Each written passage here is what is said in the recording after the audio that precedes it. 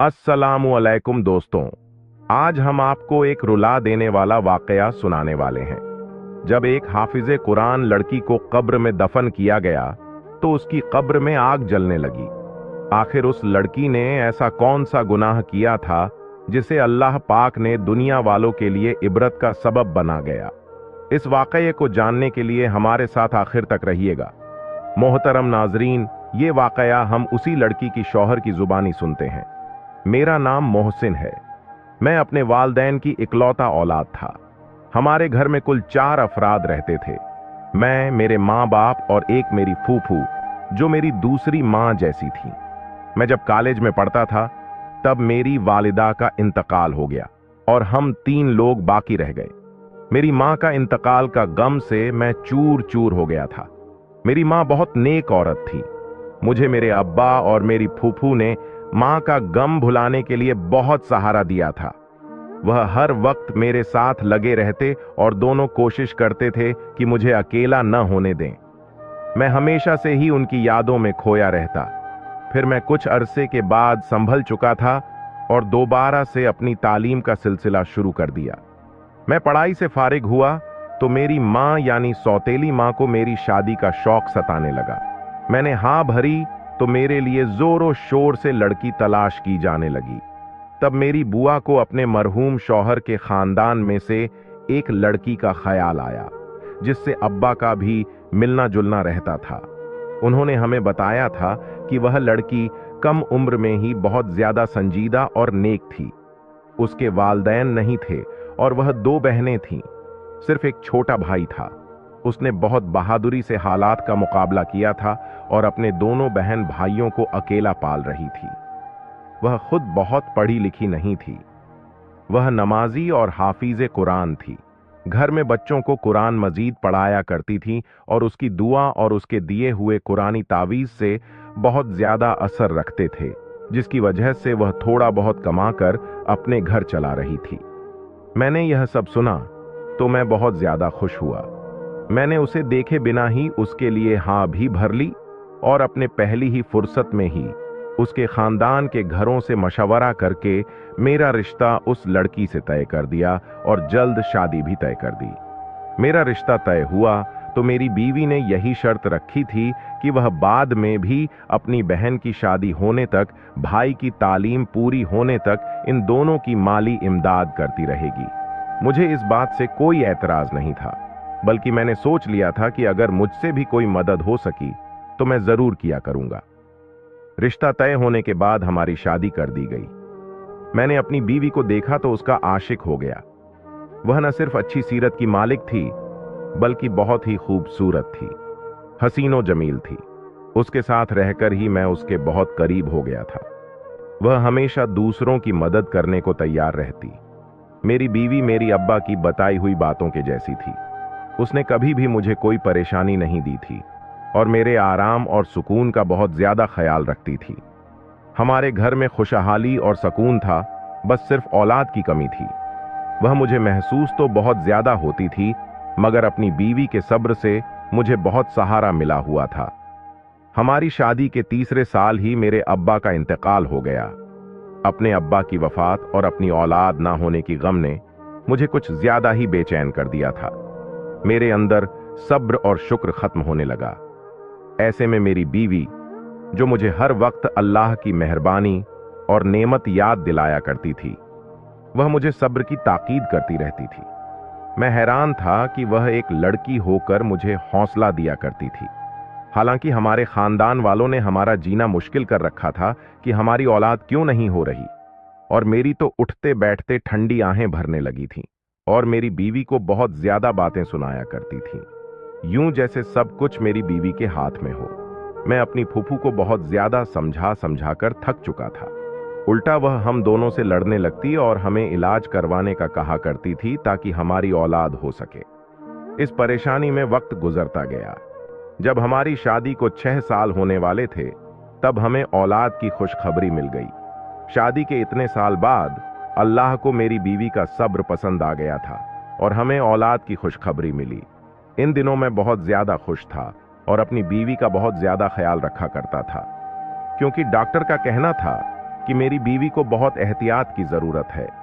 मेरा बस नहीं चलता था कि मैं अपनी बीवी को बिस्तर से नीचे उतरने दूं। हमारी बहुत ज्यादा एहतियात और दुआओं के बाद अल्लाह ताला ने हमें सेहतमंद और प्यारा सा बच्चा अता फरमाया। मगर बच्चा पैदा होते ही मेरी बीवी की तबीयत एकदम से बिगड़ चुकी थी। मैंने ऐसा बिल्कुल नहीं सोचा था कि बच्चा होते ही मेरी बीवी को खो दूंगा। अपनी बीवी की तबीयत का सुनकर मैंने अल्लाह से उसकी जिंदगी की बहुत दुआएं मांगी, मगर मेरी दुआएं रद्द हो गईं और मेरी बीवी अल्लाह को प्यारी हो गई। मैं गम से बेहाल हो रहा था। सब जानने वाले मेरे लिए अफसोस का इजहार कर रहे थे और मैं गमजदा सा एक कोने में बैठा हुआ था, रो रहा था। जब गुस्ल वगैरह देकर उसको हम लेकर कब्रिस्तान पहुंचे तो आसमान पर बिल्कुल काला बादल फैला हुआ था और दिन के वक्त भी ऐसा लग रहा था जैसे रात का समय हो। यूं ही मेरी बीवी को दफन कर दिया गया। तभी तेज बारिश शुरू हो गई और ऐसे में तूफानी हवाएं भी चलने लगीं कि सब हैरान परेशान हो गए। मेरी बीवी को दफन करने के बाद हम सब अपने अपने घरों में पहुंच चुके थे। ऐसा लग रहा था कि जैसे मौसम भी मेरे साथ मेरी बीवी की मौत का गम मना रहा हो। रात देर तक तेज तूफानी हवाएं चलते रहे। मेरा बच्चा हर वक्त मेरी बीवी के घर वालों ने संभाला हुआ था और वो लोग भी मेरे घर में रह रहे थे। इसलिए मैं भी बच्चे की तरफ से बेफिक्र होकर अपने कमरे में अकेला बैठा अपनी बीवी को याद करता रहता था और उसे याद करते करते मेरी आंख लग जाती हैं। सुबह के करीब मैंने ख्वाब देखा कि मेरी बदहाल से बीवी बहुत बुरी तरह रो रही है। अपनी बीवी को इतनी बुरी तरह रोता देखकर मैं तड़प उठा था और उसी वक्त मेरी आंख खुल गई। बाहर तो पानी, बारिश और हवाएं थम चुकी थीं, आसमान साफ हो चुका था। अब मुझे ख्वाब परेशान कर रहा था। मैंने हमेशा अपनी बीवी को हंसते मुस्कुराते हुए देखा था। उसका इस हाल में रोना और इस तरह उसका रोना मुझे बहुत ज्यादा परेशान कर रहा था। इस तरह ख्वाब में रोना मुझे भी बहुत घबराहट में मुब्तला कर रहा था। मैंने घड़ी पर वक्त देखा तो फज्र का वक्त था। मैंने उठकर फज्र की नमाज अदा की, अपनी बीवी की मगफिरत की दुआ करने लगा।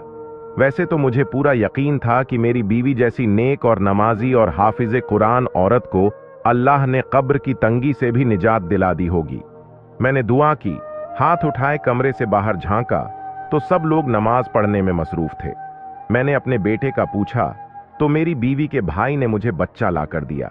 वह सुकून से सो रहा था। मैं मुतमईन हो गया और कितनी देर अपने बेटे को सीने से लगाकर बैठा रहा। अपने बच्चे को प्यार देकर मैं घर से निकलकर सीधा कब्रिस्तान पहुंच गया। मैंने अपनी बीवी के लिए कुरान पढ़ना चाह रहा था और कुछ रात वाले तूफान के बाद मैं उसकी कब्र की हालत का भी अंदाजा लगाना चाह रहा था। मैं कब्रिस्तान पहुंचकर अपनी बीवी की कब्र के पास पहुंचा तो उसकी कब्र की हालत देखकर मेरे रोंगटे खड़े हो गए थे। मेरा दिल खौफ से फटने वाला हो रहा था कि जिस औरत को मैंने नेक और जन्नती समझ रहा था उसकी कब्र पर ऐसा अजाब आया हुआ था कि मुझ जैसा मजबूत से मजबूत मर्द भी अंदर से हिल चुका था। मेरी बीवी की कब्र फटी पड़ी थी और उससे धुआं निकल रहा था। उस कब्र से आग निकल रही थी। वहां इतनी तेज बारिश हुई थी कि मेरा वहां खड़ा रहना मुश्किल हो गया था। कोई मजदूर भी मेरी बीवी की कब्र को बनाने के लिए तैयार नहीं था। बड़ी मुश्किल से मुझे एक मजदूर मिला जिसने मुझसे 4 गुना ज्यादा पैसे लिए और मेरी बीवी की कब्र पर मिट्टी डाल दी। यह सब उस मजदूर ने दूर से खड़े होकर किया था। मैं घर पहुंचा तो मेरी हालत खराब हो रही थी। सबने मेरी हालत को देखकर बीवी से जुदाई का गम समझकर मुझे सहारा दिया और तसल्ली देने लगे, जबकि मैं हैरान था कि आखिर मेरी बीवी पर अल्लाह का अजाब क्यों आया था। वह इतनी नेक थी। मेरी नजर में तो मेरी बीवी की ऐसी कोई गलती नहीं थी जो कि मुझे सोच सोच कर पागल कर रही थी कि मेरी बीवी की असल हकीकत क्या है। यह सोच सोचकर मेरा दिल फट रहा था। अपनी बीवी की कब्र के ऊपर आया अजाब मुझे खौफ में डाल रखा था। हर मुश्किल हाल में मैं अपनी बीवी को साबिर और शाकिर देखा। मुझे ढूंढने में भी कोई खामी नजर नहीं आ रही थी। मैं इतना तो जानता था कि अल्लाह इंसाफ है। ऐसा तो हो ही नहीं सकता कि मेरी बीवी की हकीकी आमाल से अल्लाह नावाकिफ हो। मुझे हैरत और सदमा था कि मैं इतना अरसा अपनी बीवी के साथ रहकर भी उसे जान नहीं पाया। मुझे दुख यह भी था कि अगर मेरी बीवी कोई गुनाह कर भी रही थी तो काश के मुझे उस गुनाह का पहले ही पता चल जाता, ताकि मैं उसे उस गुनाह से रोक लेता और इस अजाब से बचा लेता। मैं पछतावे में मुब्तिला था। मगर इन दिनों क्या चल रहा था, मेरा बेटा रात के वक्त कौन संभाल रहा था, मुझे कुछ खबर नहीं थी। मैं बस अपनी महरूम बीवी के लिए बेचैन था और अल्लाह से उसकी मगफीरत की दुआ करता रहता था। एक रोज अचानक मेरे पास आई और संजीदगी से बोली कि उन्हें मुझसे बहुत जरूरी बात करनी है। मेरी बीवी ने मुझसे जो बात की वह मुझे एकदम गुस्सा दिला गई थी। मेरी बीवी को मरे हुए बड़ी मुश्किल से 21 या 20 रोज हुए थे। मेरी सौतेली अम्मी मेरी दूसरी शादी करना चाह रही थी। मैं उनसे नाराज होने लगा कि उन्हें मेरी महरूम बीवी का एहतराम करना चाहिए। कम से कम इतनी जल्दी मुझसे शादी की बात नहीं करनी चाहिए थी, जबकि मैं यह सदमा अभी तक भूल नहीं पाया था, अभी तक सदमे में था। मेरी सौतेली मां ने बड़े ही तहम्मुल से मेरी नाराजगी देखी और मुझे कहने लगी कि मैं बूढ़ी हो गई हूं, इसलिए मुझे या मेरे बेटे को वह नहीं संभाल सकती, क्योंकि वह तो वाकई बीमार और कमजोर हो गई थी। उनकी बीनाई भी कम हो चुकी थी और मैं सोच सोच कर परेशान होने लगा और थक हार कर मैंने अपनी आंखों की बात मानने का फैसला कर लिया और एक रोज काम पर जाने से पहले फूफू को जवाब दे दिया कि वह जैसा चाहती है, मुझे कोई ऐतराज नहीं। मेरे जवाब ने मेरी आंखों को खुशी से निहाल कर दिया था। मेरे जाते ही शायद उन्होंने पीछे तमाम तैयारियां शुरू कर दी थीं। मैं जैसे ही काम से शाम को वापस आया, यह देखकर हैरान रह गया। फूफू ने मेरे निकाह के लिए सारी तैयारियां मुकम्मल कर ली थीं। मैं तो वैसे भी इस बात के लिए खुद को राजी कर चुका था। मैं खामोश से निकाह के सामने बैठ गया। फूफू ने मेरा निकाह मेरी महरूम बीवी की बहन से करवा दिया था। इस निकाह के बाद मैं बहुत ज्यादा उदास था, अपने कमरे में बंद हो गया था। मुझे परेशानी थी कि न जाने मेरी यह दूसरी बीवी अपनी बड़ी बहन की तरह समझदार और खुशमिजाज है या नहीं, और यह भी न जाने वह मेरा घर कैसे संभाल पाएगी। मुझे नहीं लगता था कि जैसे मेरा दिल अपनी पहली बीवी से मुतमिन था, वैसे दूसरी बीवी से भी कभी मुतमईन हो पाऊंगा। मेरे वही मामला थे। मैं सुबह सवेरे काम पर चला जाता, शाम के वक्त घर लौट आता और अपने कमरे में बंद हो जाता। मेरी दूसरी बीवी ने बड़ी ही खामोशी से मेरा हर काम संभाल लिया था। मेरा कमरा भी अब बिल्कुल साफ सुथरा रहने लगा था। न चाहते हुए भी मेरे दिल दिमाग यह बात सोचने लगा। और अजीब बात यह भी थी कि मैंने आज तक कभी अपनी दूसरी बीवी को नहीं देखा था। मैं नहीं जानता था कि वह कैसी लड़की है, क्योंकि मेरी पहली शादी पर भी उसने मुझसे पर्दा किया हुआ था। क्योंकि मेरी बीवी दीनी मामलात की सबसे ज्यादा समझ रखती थी, इसलिए अपनी बहन का मुझसे उसने पर्दा करवाया था, और वह पर्दा आज उसी लड़की से निकाह हो जाने के बाद भी कायम था।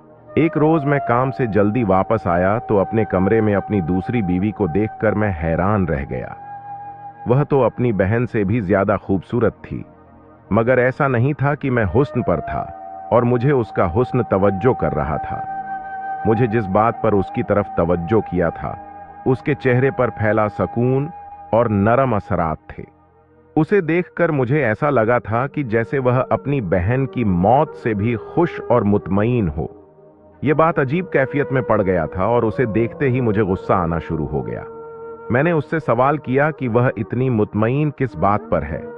मेरा सवाल यकीनन उसके लिए अजीब और गैर मतलब था।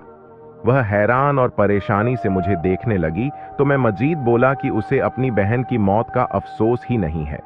वह उसकी जगह लेकर कितनी खुश और कैसे मुतमईन नजर आ सकती है। उसकी बहन जवानी में मौत के मुंह में जा चुकी थी और उसकी आखिरत भी जाने कैसी होने वाली थी, क्योंकि उसकी कब्र में आया अजाब मुझे याद आ रहा था और वह उस अजाब को किस तरह झेल रही थी। मैंने अपनी मरहूम बीवी का यह राज गुस्से में बगैर सोचे समझे उसकी बहन के सामने बोल दिया, मगर मेरी बात पर जब उसके चेहरे के असरात बदले तो मुझे अपनी गलती का एहसास होने लगा और मैं चुप हो गया। मेरी दूसरी बीवी कुछ देर सदमे से मुझे देखती रही, फिर बुरी तरह रो पड़ी। मैं उसे रोता देखकर पिघल गया था। रोते रोते वह ऐसी बात बोलने लगी जिसने मुझे ताज्जुब कर दिया। वह बार बार कह रही थी कि मुझे यही खौफ था कि बड़ी बाजी से अल्लाह ताला नाराज हो जाएगा और उसे सख्त अजाब देगा, मगर वह मेरी सुनती नहीं थी। यह सुनकर मैं दंग रह गया। यानी मेरी मरहूम बीवी कुछ ऐसा करती थी जिससे उसकी बहन भी वाकिफ थी और उसे रोकती थी। जब मैंने अपनी बीवी से तफसील पूछी तो वह गड़बड़ा गई और बात बदलने की कोशिश करने लगी, मगर मैंने सच जानने के लिए इल्तजा की। उसने मुझे अपनी बहन की असलियत बताई, जिसे सुनकर मेरे होश उड़ गए। उसने बताया कि मेरी बहन वाकई एक लड़की थी, हाफिज कुरान थी, और हाफिज कुरान होने की वजह से हर वक्त कुरान पाक की तिलावत करती रहती थी। एक रोज हमारे मोहल्ले में किसी बच्चे को तकलीफ हुई तो उसकी मां की परेशानी पर मेरी बहन ने जो भी कुछ आयत पढ़ी उस बच्चे को पढ़कर फूंक दी, जिससे उस बच्चे को आराम आ गया। इस वाकये के बाद मेरी बहन बहुत मशहूर हो गई। एक लड़की है जिसके पास बीमारी और तकलीफ की शिफा है। उसके बाद तो तरह तरह के लोग हमारे घर आने लगे और मेरी बहन ताबीज नाम पर कुरान पाक की आयत लिख कर देते। वो लोग चंद रुपए देकर चले जाते और हमारा गुजर बसर होने लगा था, मगर मुश्किल हालात के लिए हमारे पास कुछ नहीं था। अचानक हमारे भाई का एक गुर्दा फेल हो गया। वह अस्पताल में जिंदगी और मौत की कश्मकश में था। हमारे पास उसके इलाज के लिए रकम भी नहीं थी। हम बहुत ज्यादा परेशान थे, दिन रात रोते रहते थे। इन्हीं दिनों एक मर्द मेरी बहन के पास आया और कहने लगा किसी लड़की से शादी करना चाहता है, मगर वह लड़की शादीशुदा है। वह चाहता था कि मेरी बहन ऐसा तावीज देखकर लड़की की तलाक हो जाए और वह उसे पाले। मेरी बहन ने इनकार कर दिया क्योंकि यह गुनाह का काम था। मगर जब उस मर्द ने 1.5 लाख रुपए देने का कहा तो मेरी बहन ने भाई को बचाने के लिए न जाने कागज पर ऐसा क्या लिखा कि उस लड़के की ख्वाहिश पूरी हो गई। हमारे भाई का आसानी से इलाज हो गया। फिर तो हर रोज आए दिन ऐसे ही लोग आने लगे जो नाजायज मुतालबा के लिए तावीज बनवाते थे। ढेरों पैसा पकड़ा कर चले जाते थे। एक रोज मैंने जब छुपकर अपनी बहन को ताबीज बनाते देखा तो मेरे सर पर आसमान गिर पड़ा, क्योंकि मेरी बहन कुरान पाक की आयत उल्टा लिख कर देती थी और यह काला इल्म था। मैं दुख से पागल हो चुकी थी। बहन को रोकने लगी, उसे समझाने लगी कि वह तौबा कर ले। वह बोली, अगर ऐसा नहीं करती हमारा भाई कब का मर जाता। इस बात पर मैं बहुत ज्यादा गुस्सा हो गई। बहन को कहा कि उससे तो अच्छा था हमारा भाई मर जाता, मगर यह हराम काम तुम न करती। जिंदगी मौत तो अल्लाह ताला के हाथ में है। अपनी बहन को मैं बहुत ज्यादा समझाती रही, मगर अब वह लालच में आ चुकी थी। वह इतनी नेक थी और रूहानियत पा चुकी थी, मगर उसने पैसों की लालच में सब कुछ गंवा दिया। उसकी जिंदगी अच्छी थी। वह नमाज पढ़ने वाली थी, हर वक्त कुरान पढ़ती रहती थी, हर वक्त अल्लाह का जिक्र करती रहती थी ताकि उसकी शादी हो गई। मगर उसने वह गुनाह कबीरा कभी न छोड़ा और पैसा कमाती रही। मैं सब सुन रहा था। मेरी बीवी बोल रही थी कि मैं डरती थी कि अल्लाह ताला नाराज हो गया तो तौबा की मोहलत दिए बिना ही मौत दे देगा और सख्त अजाब में मुब्तला कर देगा। और मेरा कहा सच हो गया। मैं गुमसुम हो गया। मैं अपनी बीवी को इतना नेक समझता रहा और वह सिर्फ दुनियावी पैसे की लालच में इतना बड़ा गुनाह कर रही थी। और मेरे सामने बैठी मेरी दूसरी बीवी उस जैसी हसीन होने के बावजूद अल्लाह का खौफ रखती थी। अल्लाह ताला ने मुझे अब असल में नेक बीवी से नवाज दिया था। प्यारे मुसलमान भाइयों और बहनों, काला जादू करने वाले और करवाने वाले दोनों के लिए अल्लाह के यहाँ सख्त अजाब है। कभी भी किसी पर इतनी शदीद बीमारी में भी इस गुनाह का बूह तक नहीं होना चाहिए, क्योंकि हो सकता है इस बीमारी के बाद जब मौत आए तो उसको कभी भी अजाब से निजात न मिले। अल्लाहू अकबर। अल्लाह पाक से दुआ है कि अल्लाह पाक हमें ऐसे तावीज़ और जादू टोने से बचाए और ऐसे गुनाह करने से हमारी हिफाजत फरमाए।